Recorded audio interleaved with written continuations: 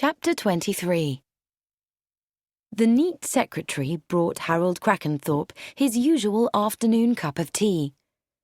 "Thanks, Miss Ellis. I shall be going home early today." "I don't really think you should have come in at all, Mr. Crackenthorpe. You don't look well."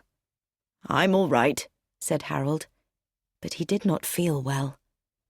He shouldn't really have come into the office, but he had wanted to see how the business was going.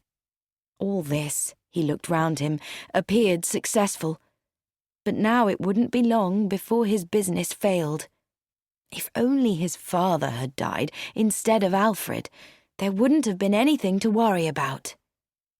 But with Alfred gone, the money from his grandfather would be divided not into 5 shares, but into 4. Looking more cheerful, Harold got up, left the office, and drove home. Darwin, his servant, opened the door. "Her ladyship has just arrived, sir." For a moment, Harold stared at him. Alice? Was it really today that Alice was coming back from the Riviera? He had forgotten all about it. He had never been in love with her, of course, but her rich family had been useful. Though not perhaps as useful as they might have been, because he and Alice had never had any children. He went upstairs into the sitting room. "My dear, how was San Rafael?" Alice told him how San Rafael was. She was a thin woman with sandy-coloured hair and pale grey eyes. She also asked about her husband's health. "Emma's telegram rather frightened me. I read in the paper the other day of 40 people in a hotel getting food poisoning.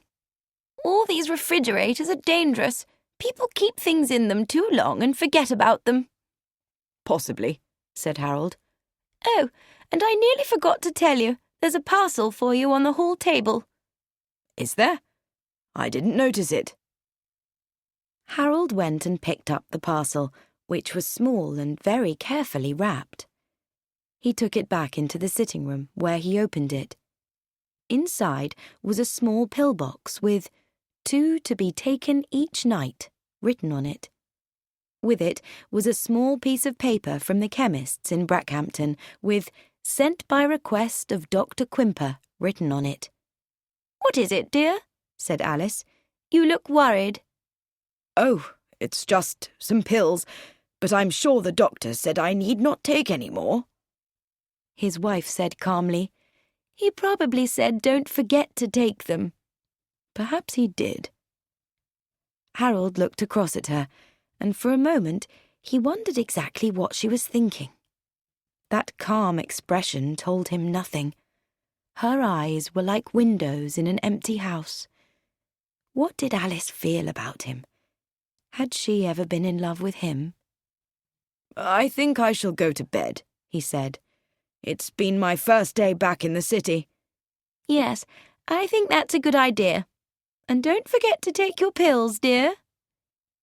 He went upstairs.